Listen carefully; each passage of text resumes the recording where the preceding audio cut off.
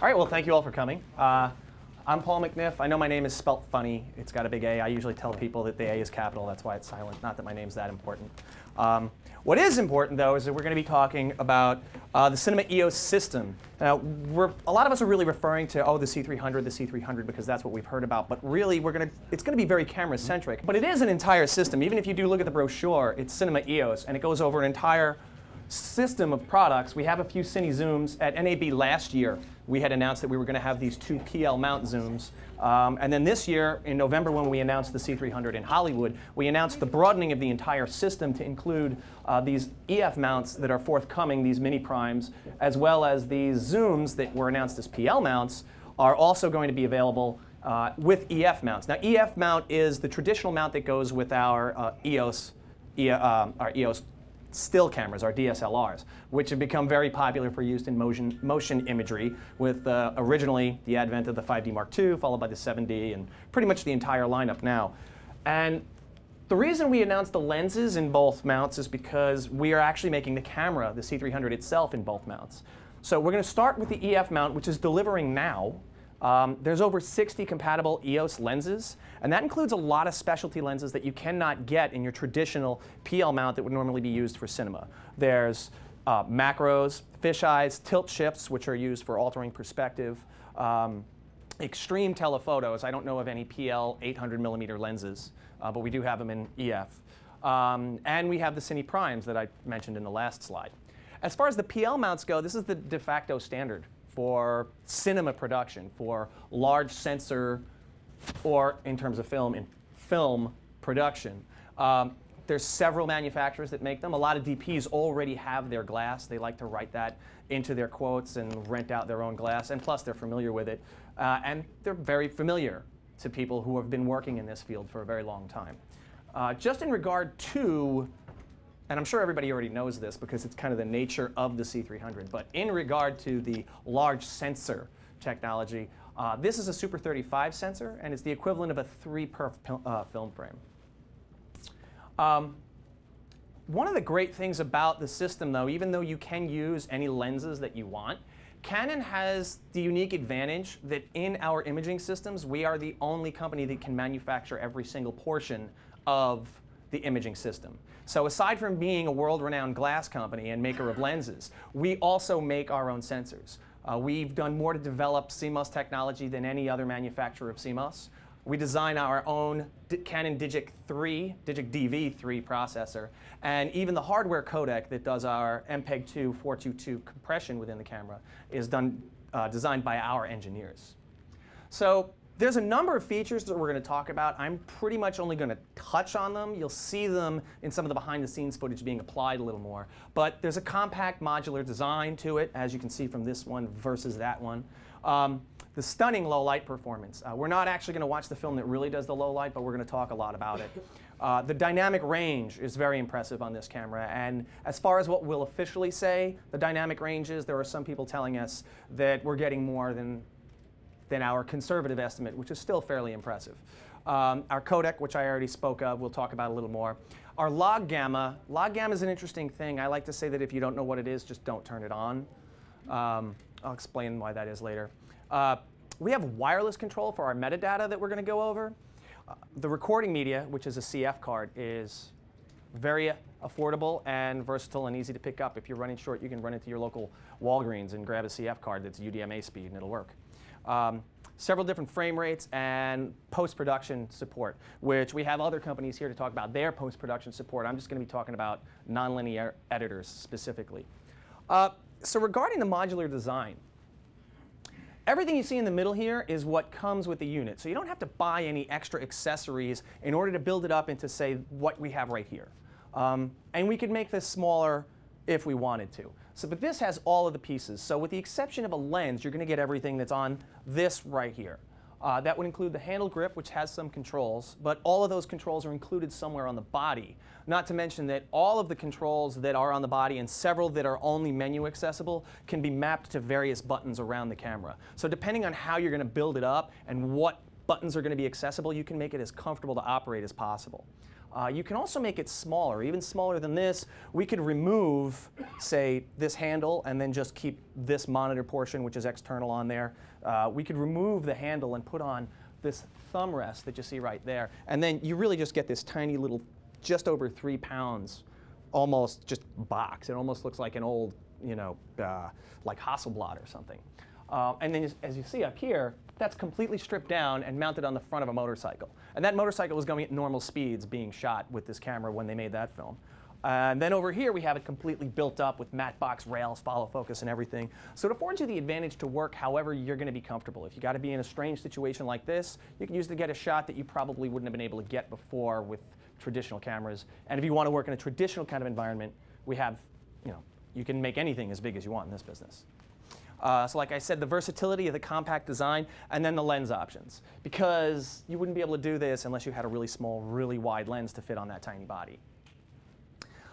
Its durability is something that's been noted. One of the films that they shot, which we're not going to be showing, but you can see it on our the Canon website, was called Mobius, and it was shot in the Mojave Desert. Aside from having to put up with some rather extreme conditions, there was extreme lighting conditions, but one of the things was it had to deal with extreme temperatures, and it never overheated because of this advanced cooling system. And the great thing about this cooling system is it's very, very quiet. Right now, you would have to put your ear directly up to the camera in order to be able to hear it, and you'd have to really strain yourself. And it works very effectively. It keeps everything very, very cool. And one of the reasons that it worked so well in the desert, it didn't allow any sand or dust to get onto the sensor because it works in conjunction with the ND filters that are built in. There's 3 different ND filters. There's a 1/4, a 16, and a 64th ND filter. That's 2, 4, and 6 stops of light. But what's interesting is there's 3 different actual ND filters. So they're not electronic, for one thing. They're made of glass. And the other thing is that they're layered. They're not layering on top of each other. Each one of them is an individual that has that specific amount of neutral density. But what helped it protect it in the desert is there's also a 0 one. So while that cooling system is cooling everything around the sensor, that sensor was never exposed. There was always a clear filter in front of it, so it's always protected. We added a new frame rate. We had all the previous frame rates on our XF cameras because we're still using the XF codec in this, but we added true 24p. It matches the frame rate of film. 2398 is a digital taken over from earlier digital advancement. But if you want to mix this with an actual film workflow or work in a film workflow or cut it in with film, you can shoot it in directly 24, straight 24 as we call it. That prevents you from having to go through any kind of a pull down to go from 2398 and then do a film out processing. When you're going to print on film, it makes your life a lot easier. The other frame rates that we have are 2398p, which is your standard, what we refer to as 24p in the digital realm, 2997 or 30p, 5994. Now in 1080, that's going to be 60i, and in 720, it's going to be 5994 progressive. The 24 and 30 are both available in 720 as well as 1080. There's also some special record modes. Pretty much this includes overcranking and undercranking. It's a wireless file transmitter, which is sort of a misleading name because it's not sending anything out. It would do that if you plugged it into one of our SLRs that it works with. But it does allow you to put metadata into the camera. You can do some minor control on the camera. Pretty much anything that you can control with these buttons you can control. You can only control exposure or focus if you're using the EF mount version. The PL mount is going to be a dummy mount. It's just the lens goes on, and that lens is fully manually, mechanically controlled. If you're going to pull focus, use a third-party remote follow focus system. That's how you would pull focus. But you can set this up. So if it's on a crane or something, then you've got your ability to work with it without doing too much. And most interestingly, though, is that you can have your second AC sit there and put in metadata that you can then access later.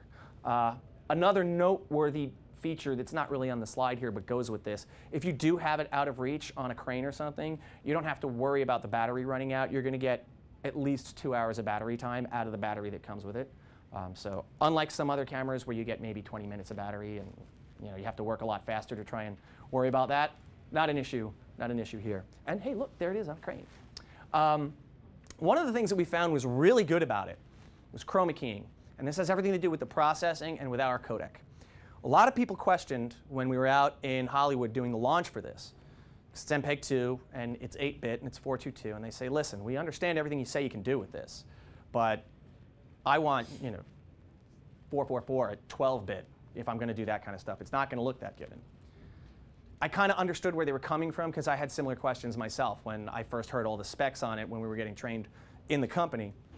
So I said to all of them, I said, well, I'll give you the whole spiel, but I'm just a company guy telling you why it works. When you look at it on the big screen, and we're talking Paramount Pictures at the Paramount Studio on a gigantic 4K projector on a 60-foot screen. And I would say to them as I'm standing there behind the counter doing my little company guy thing, well, when you see it on the big screen, it won't look like 8-bit. And they say, oh, no, we saw it on the big screen. And I'd say, well, did it look like 8-bit? And everybody went, no. So I don't know why they asked. But anyway, here's the spiel. It has everything to do with the sensor. Because regardless of what the processing is, it has everything to do with what we're putting in there beforehand. One of the things that we did is in order to bring this to market within a certain amount of time, we wanted to come out with, we didn't want to rewrite everything on the back end. So we had an existing codec. It was very workable. It had great workflow. It looked really well. It was easy for people to work with. So we decided that we would go just gangbusters on what's going in on the front end. The camera itself, when it's recording to the CF cards, it records 1920 by 1080. This is what most of the production going on in the world is. It's not a 2K or a 4K or anything like that. It's an HD camera. The sensor, however, is 3840 by 2160. That's 4 times the resolution of HD. A lot of what's going to be going on here with this 8-bit processing has everything to do with not so much the recipe, but the quality of the ingredients that you're putting into it. What we're doing when we take green and we have double bandwidth for green, because what we're doing is we're using a Bayer pattern. The difference is when you use a Bayer pattern that is your output resolution, for every single photo site that you have making a pixel that goes onto your card, you have to do 9 calculations to interpolate the value of that color. You're not using all the light to make all the color. You're figuring out what this photo site value is supposed to be. What we're doing is we have full bandwidth of blue. We have full bandwidth of red, and then twice as much on green.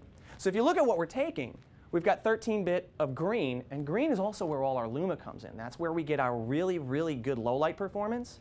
Not to mention, that's also why our noise, the little bit of noise that we are getting when we start to reach those really high ISOs, people are telling us it looks more like film grain because we have these 2 offset greens.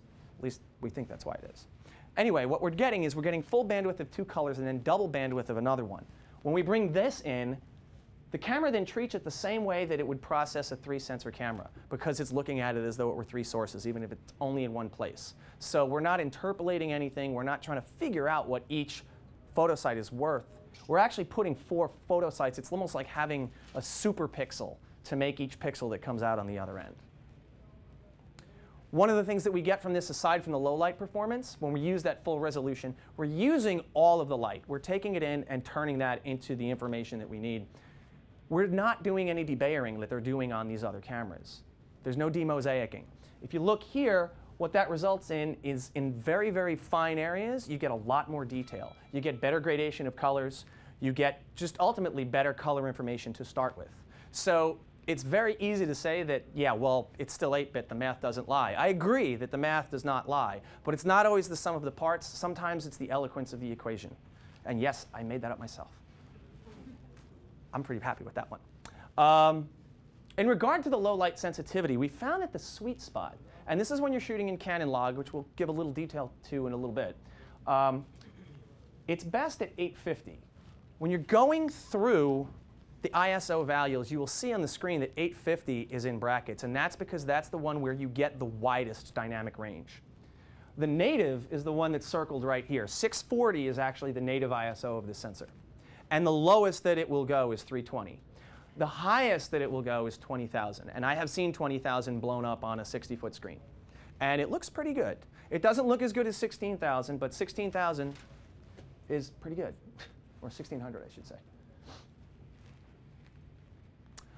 Some of the other features in regard to record modes. Oh, this is my low light. Sorry, I have the wrong title on there, but you'll know what I'm talking about. We were just talking about the ISOs and the different settings for them, and along with Canon log gamma, how much low light performance we get. We have 20,000 ISO, but at that 850 that I was speaking of, that's where we're seeing 12 stops. A lot of people are telling us, and this isn't us saying this, a lot of people are telling us that 12 stops is a conservative estimate. If you want to look at it yourself, set up on a grayscale, looking at scopes, you can make your own judgment, but we're comfortable saying 12. Regarding the Canon log gamma, that's not the only gamma setting that there is. For people that aren't familiar with what a log gamma is, essentially it makes your color look like it's almost not there. It makes your color come out completely flattened, but it broadens the dynamic range of the camera significantly. What it's really for, it's designed for a colorist, a professional colorist using some of the software like we would have downstairs, to have more detail in the highlight areas and more detail in the shadow areas so that they can fine-tune that color and decide what detail they do or they don't want when they're color grading in post. If you don't want to deal with that, or that doesn't fit into your budget or your time frame, we have a regular normal gamma curve. That normal gamma curve is pretty much a Rec. 709. It's a standard video look.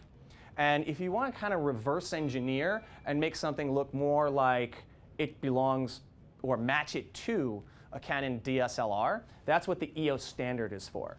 EOS standard has got much more vivid colors, and it's going to look a lot more like what you get out of an SLR camera, because the color out of that is not exactly the same as you get out of a video camera. This is just sort of an example. It doesn't demonstrate it all that great, but the graph will show you the difference in the gamma curve for regular Rec. 709 that you get out of the camera versus Canon log. Here you sort of see the difference of what you're going to get. Now there is an on-screen preview, but that refers to this screen in the camera. So what that means is you're recording in log, but you're actually seeing sort of a lookup table, but it's not really a lookup table. There's no built-in LUT into the camera. But you have the ability to make it look to you previewed as though it were normal, while your outputs and your recording would all be done in Canon log. Now, if you have people in Video Village or something that want to see what it looks like, what a LUT would look like, you would have to have that service and those kinds of hardware and software provisions on your set. The camera alone, just coming out, all you're going to see is log if you're in log, or whichever gamma that you're in otherwise. The codec and the file itself has been designed to be transformed into 10-bit Cineon or other formats that are commonly used for color grading.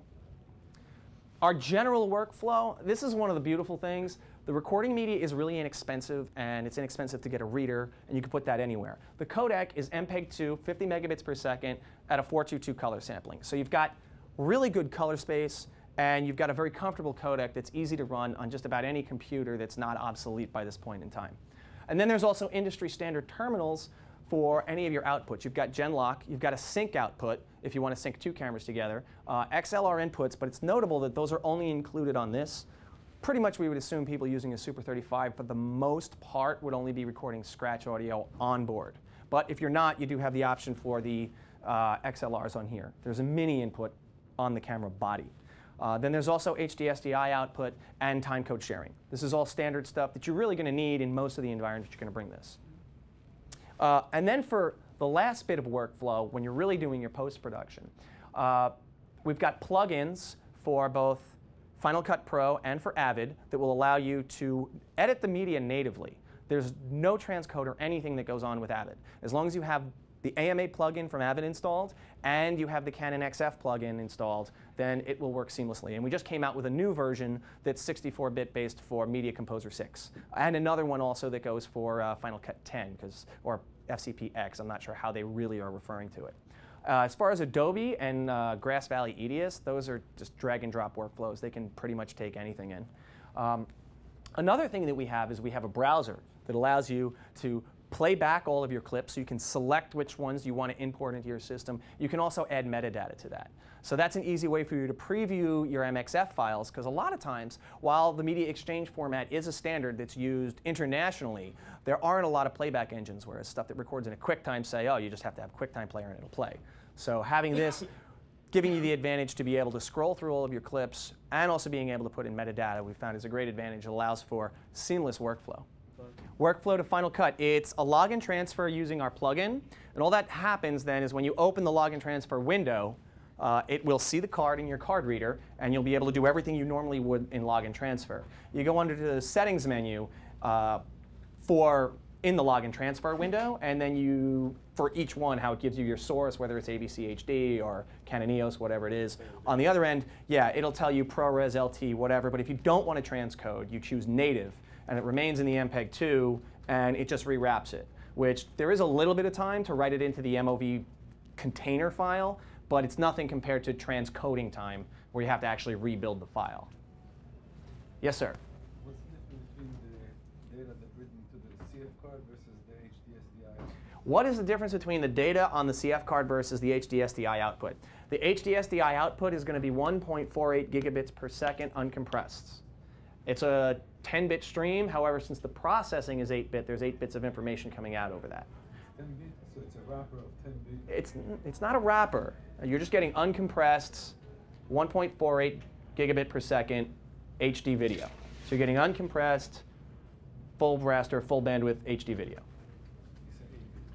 HD. No, 8-bit?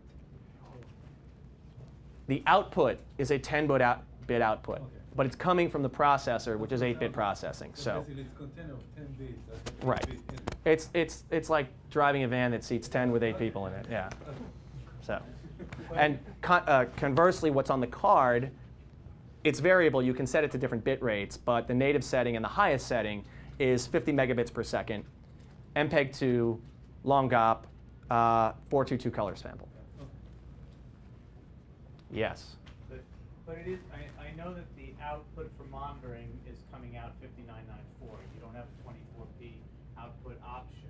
But when recording, it is doing the frame flagging, so you can actually record 24p. That is correct. That question was, as far as the uncompressed output, the HDSDI is actually a 60i or 5994i stream. However, yes, the excess fields are flagged. So if the communication is correct on the other end, yes, you can actually record 24.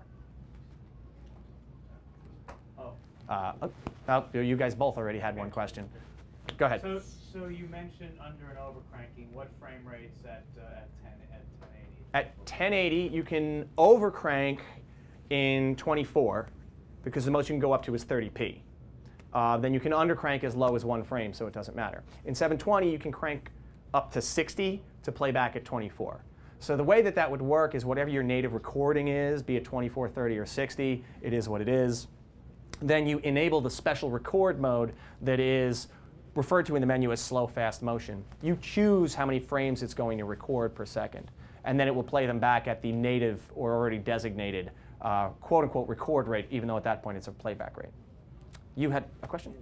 When you're using the Canon log, the output of the camera, when you're in a Canon log mode, is that the monitor shows you that Locan? Okay, the question was when you're using Canon log, the output of the camera will always demonstrate the Canon log look. So it will always be the expanded dynamic range, expanded detail, limited color. That's what you will always see. You do have the option to put sort of a Rec 709 filter on what you're viewing on camera only. But the output can only be altered between log to toggle through log and color correction or LUT if you have, say, Technicolor or something on set.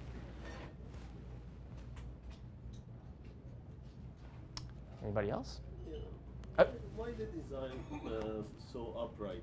Why such an odd-shaped upright design? Why is it such an upright design? I can't really speak to that because I didn't have anything to do with the designing of it. I will say that what I know about it is it was designed to be compact, lightweight, and versatile. So I'm sure that ergonomically, as far as how small they wanted to make it, how lightweight they wanted to make it, that was just the best that the design was.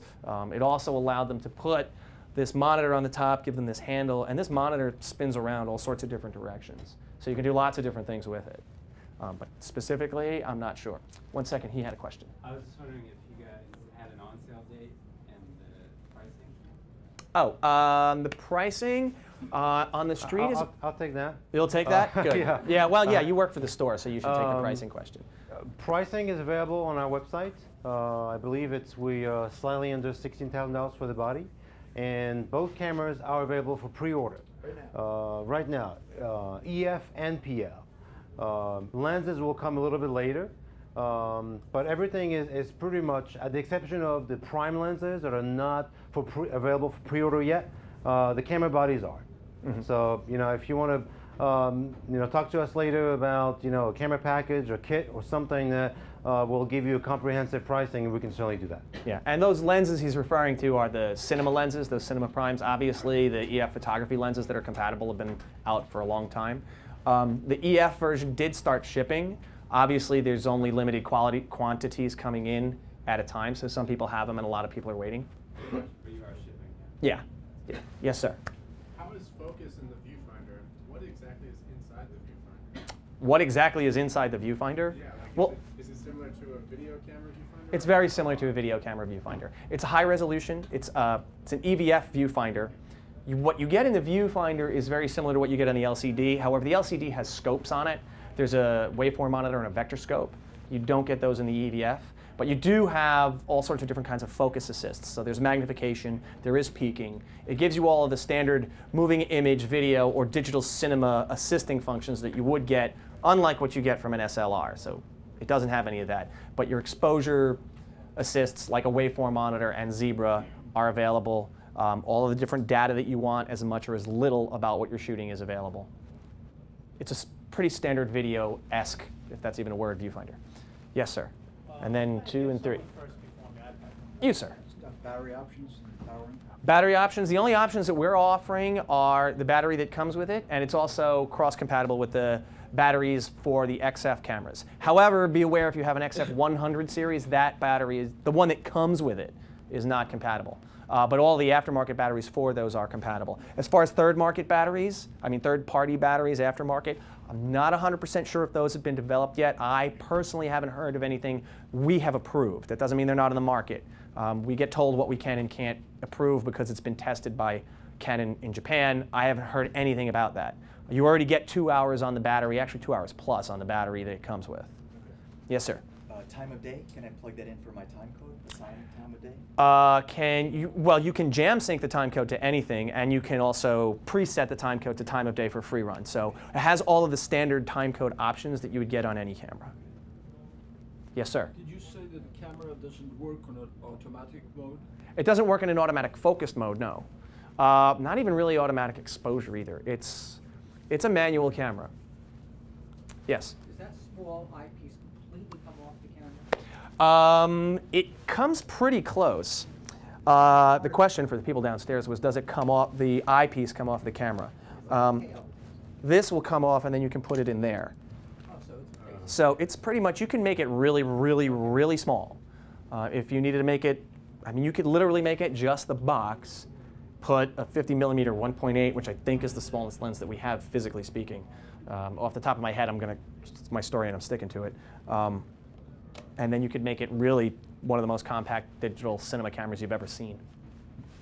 Yes, because we skipped you in the back. No, that's all right, because he asked the battery question. So there's no external, 12-volt input? Well, there is as far as what comes with the camera, which this one's actually plugged into.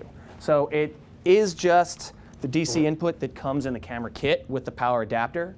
There is no 4-pin XLR DC input. So what connector is that? I don't know the name of it offhand, but you can come up and look at it. It's a small power input.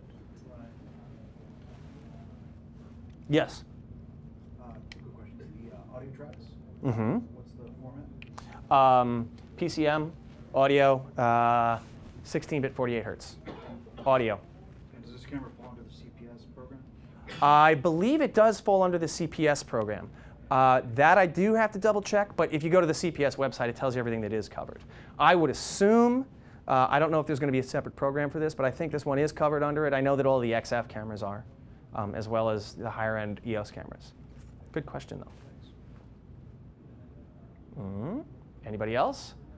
Yes? Any planned firmware updates? Planned firmware updates. I don't think there's any such thing as a planned firmware update. It's more like we have to do this. I haven't heard anything about a firmware update coming. So as of right now, everything seems to be working.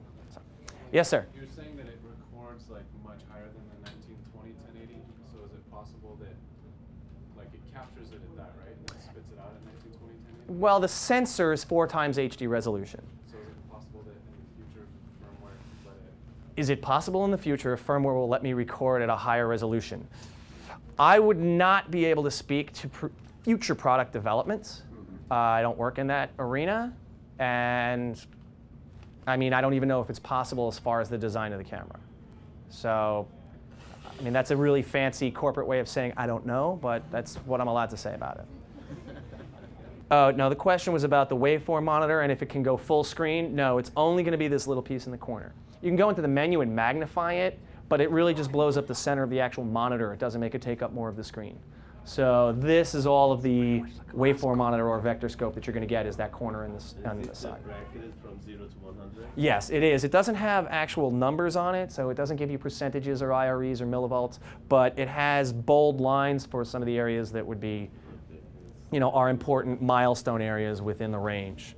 And it's also notable that the scopes are only part of the LCD. They are a function of the LCD. They are not in the viewfinder, and they do not come out any of the outputs.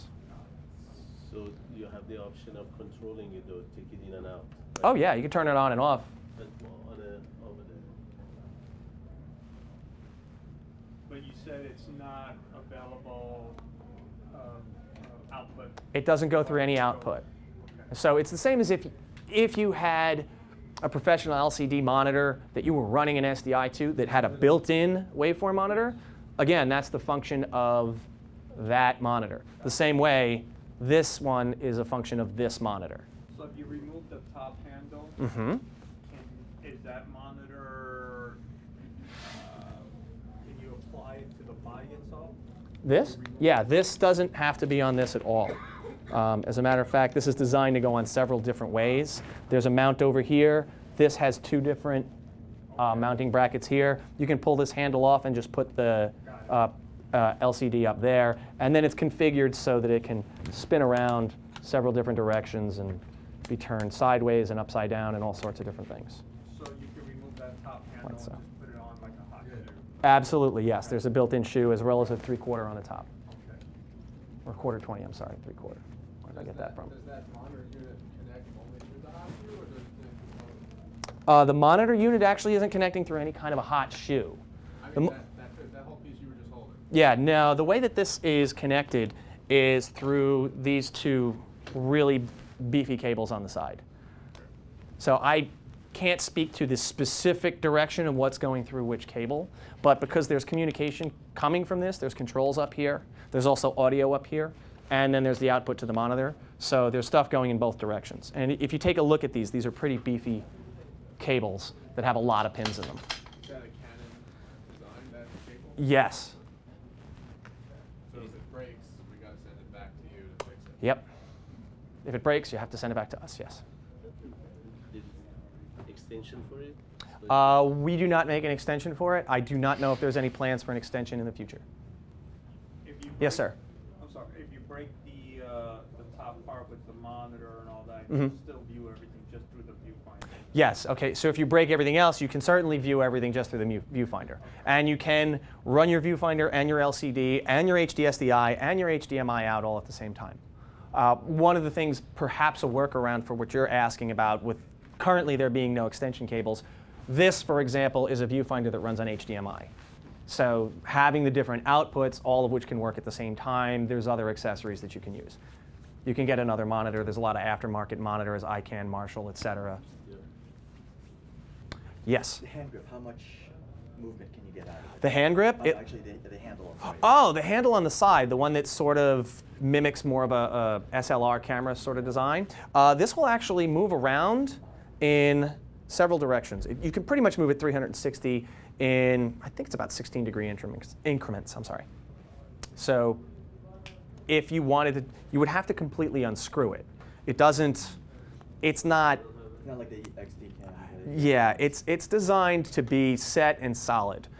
We really, while we made it small and you can run and gun with it, we were really designing it with the idea of people that are going to do a build-up. That's what we wanted it to be workable for. And if this was something that were to move around, you know, in a really expensive situation with a setup shot, you don't want that to be easily moved by accident. So it locks into place and must be locked into place. But you can move it 360 degrees around. Or you can just take it off, and there's a little cable that plugs in. Which, no, we currently don't make an extension for that cable. Yes? In the Rec 709 mode, is there any camera control? Pedestal gain, gamma? Oh, absolutely. Great question. That question was, if you're in Rec 709 mode, is there any other kind of painting control? And yes, you have full painting control in there. So It's just menu driven? it is all menu driven. Right? Yeah, we don't have a port for it. We don't have a paint box for it, or there's no, there is a remote connector on it, but it's just a length control. So there is no RS422 or something that could run a paint box. But within the menu, you do have the ability to change gamma and matrix and knee and everything, yeah. And from that wireless program, you can't get to any of those menus? I haven't operated the wireless program, so I don't know if you can access those menus. So I'm just gonna say that I haven't seen a working unit of that to be able to answer the question. Yes, sir.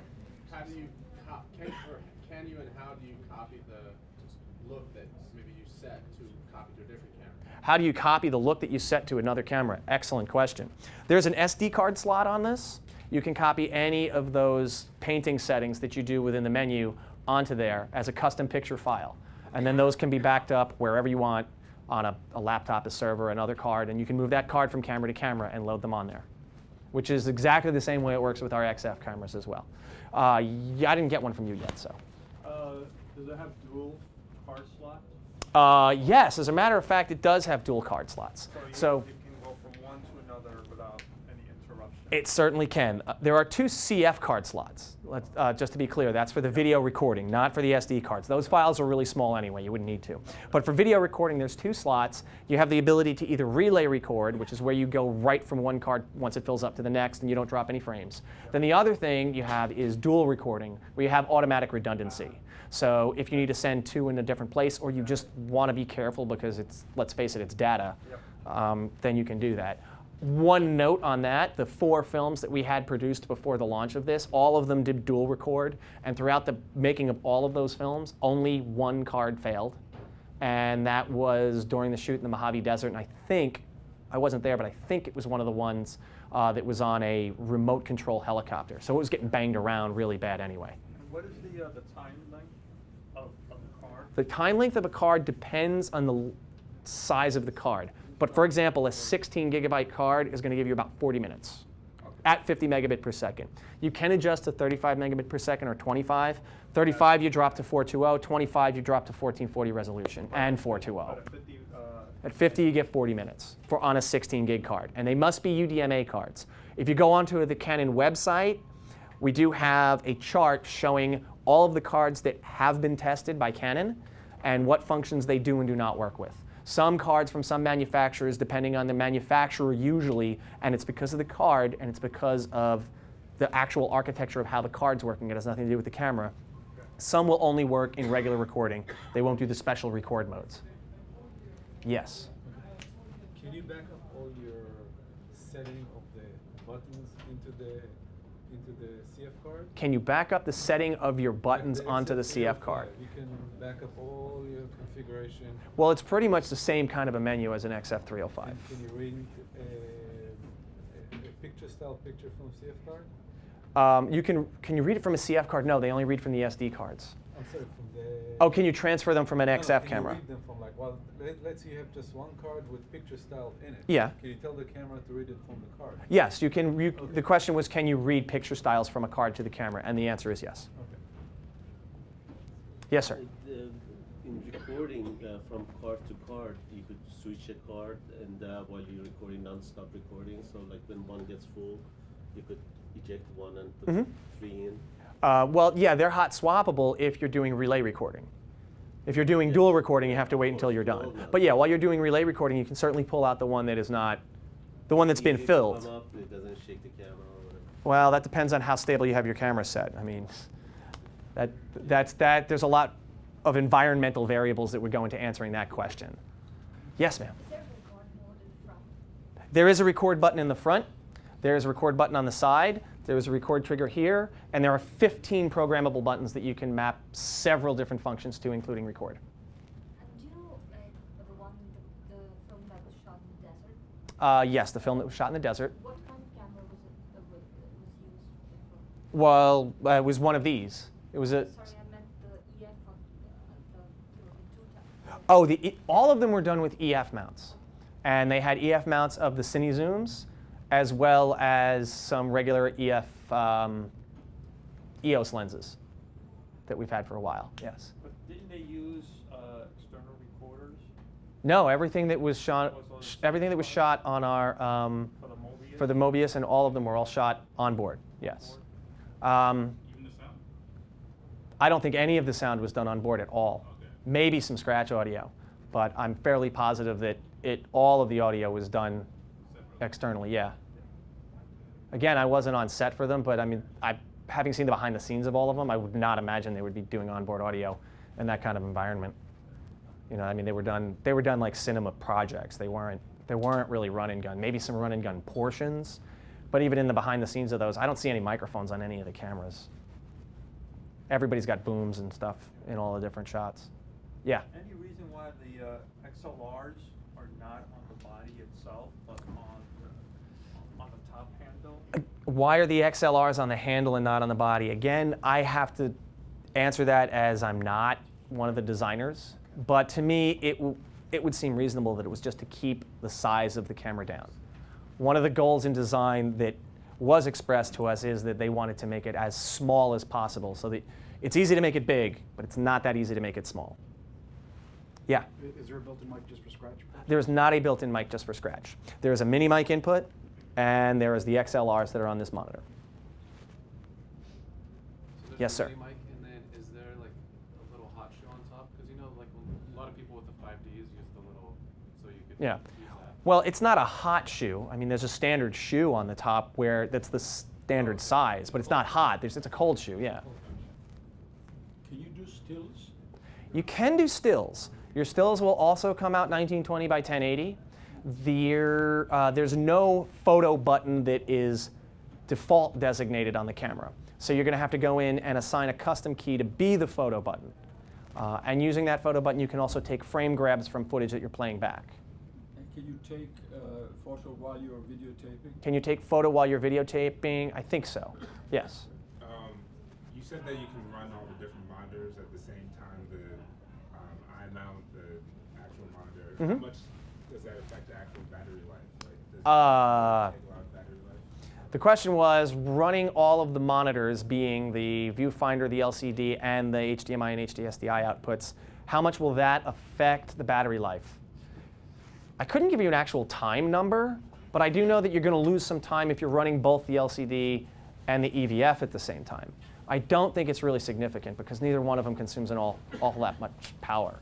There's really almost no power to speak of going out over the HDSDI or the HDMI. There must be minimal consumption for the HDSDI because it has to be turned on, but I would assume it's microscopic, really. But running the two monitors is going to have, I mean, maybe it'll kill you a few minutes. It's not going to be anything significant given the amount of time you get out of the battery. Difference between this sensor and the 5D Mark II, for example? Difference between this sensor and the 5D Mark II is an awful lot. It's so different, in fact, that to start with, everything that I explained about the way that it's making color using 4 photo sites for each pixel, the way that it's doing its color sampling is completely new. No sensor has ever really done that. This sensor is so different than any EOS regular sensor that there are 3 separate white papers on our website written just about this sensor. So I couldn't even begin to scratch the surface of how different it is in terms of its functionality.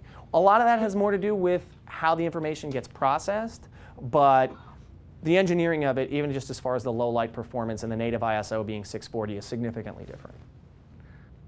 And I guess that's it. For more information, please visit us online, give us a call, or stop by our Technology Center for hands-on testing and professional solutions. You can also connect with us on the web.